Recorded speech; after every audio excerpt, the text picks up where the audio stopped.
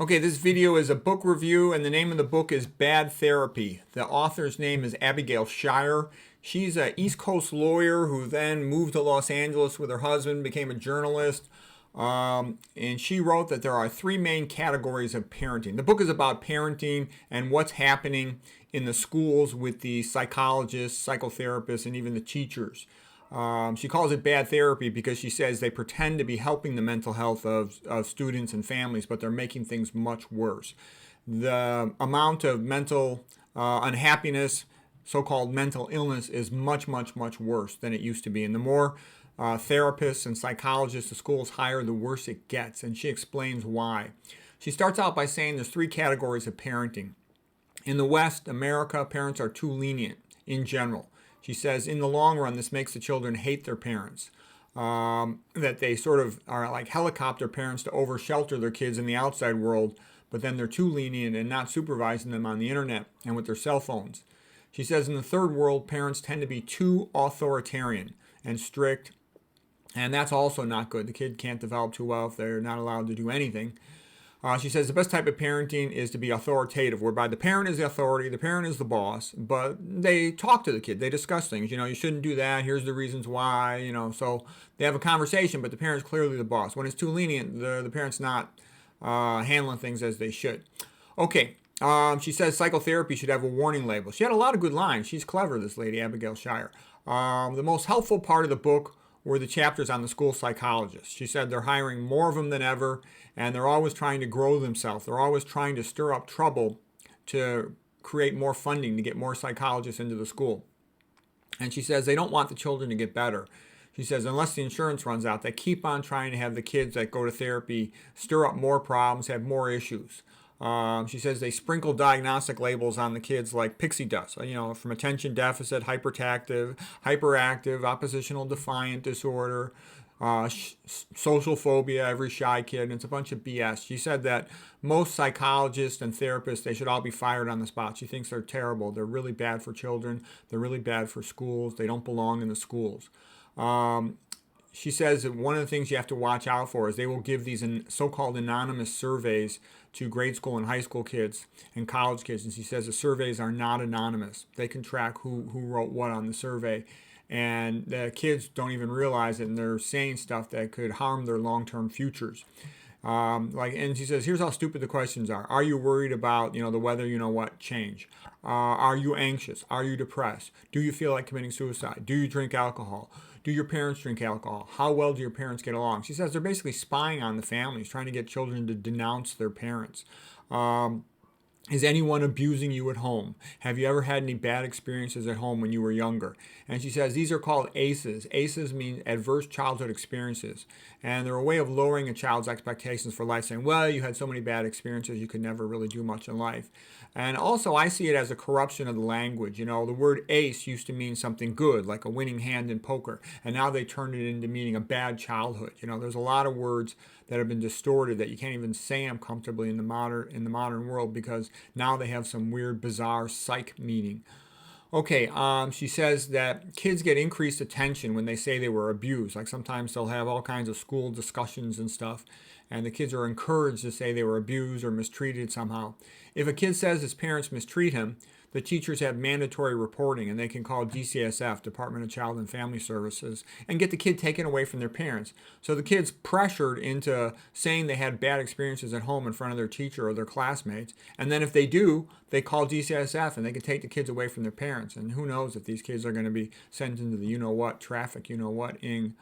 Weird stuff like they'll ask the kids questions in these surveys and other settings. Would your parents know if you didn't come home on time? Have you ever used methamphetamines or opioids? So the more first of all, would your parents know if you came home on time? How many days of a week are you at home without any parents being home? Asking all these kids when they have no parents around, it's almost like, what are they trying to do? Are they trying to kidnap the kids? It's sick in the head. It's bizarre. It's weird. She says this is routine at all the public schools.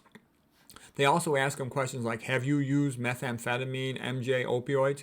And, anything you focus on starts to expand in your mind, gets increased attention, increased thought, increased time. So they're trying to get the kids to think about experimenting with methamphetamines, opioids, or MJ, It's bizarre. It's crazy. They are not the friends of the children. These people are bad. She calls it bad, bad, bad therapy. She talks about so many kids are messed up by this. Um, and then she says they also go into something like repressed memories. They keep on trying to get them to say something bad about their parents.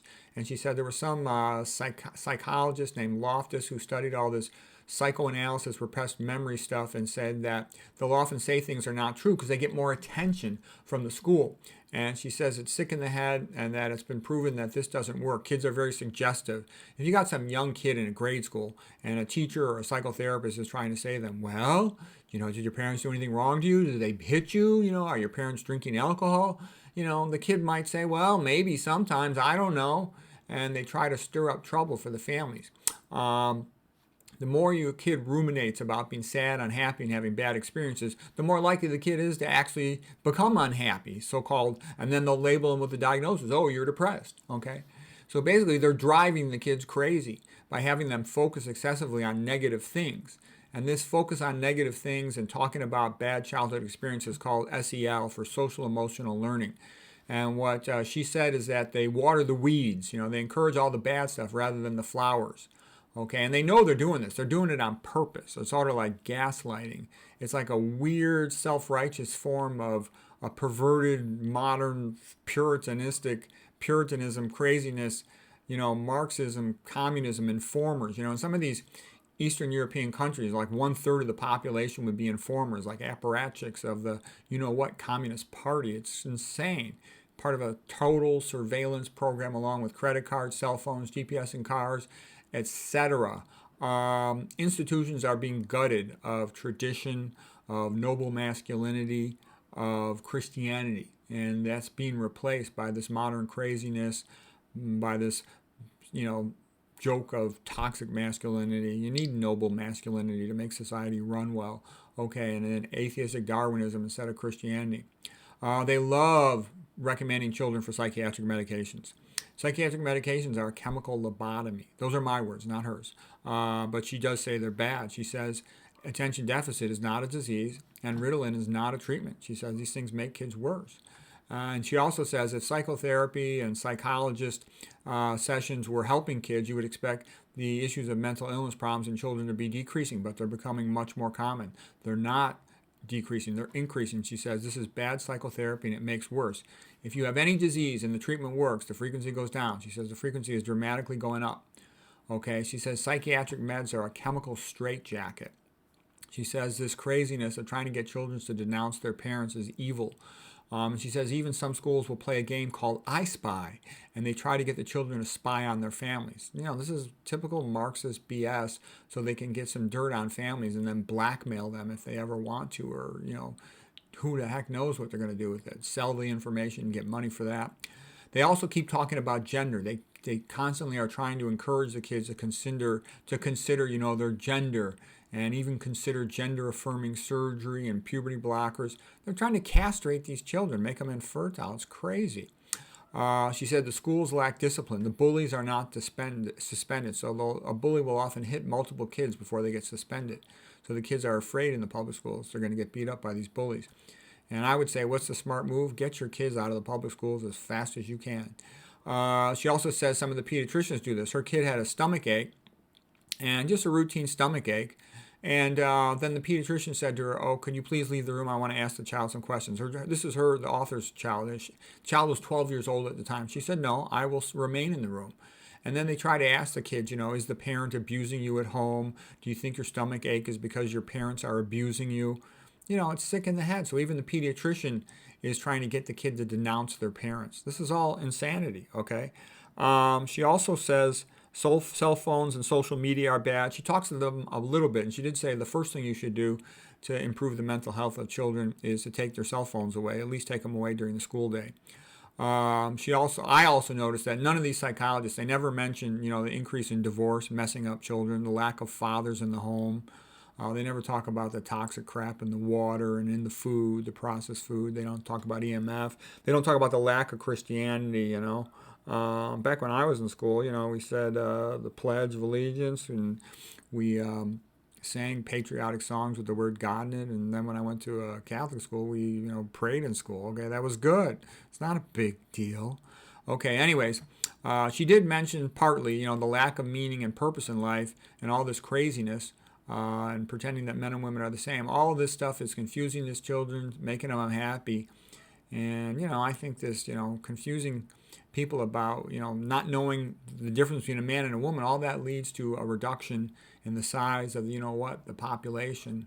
So anyways, all psychology books tend to be 2 or 3 times as long as they should be. But still, I thought it was a good book. I'm just listening to the audio CD in the car. This lady is pretty smart, pretty clever, able to turn a couple good phrases. But yeah, again, all psych books should be at least half as long. But anyways, it was a good book. So hope that was useful.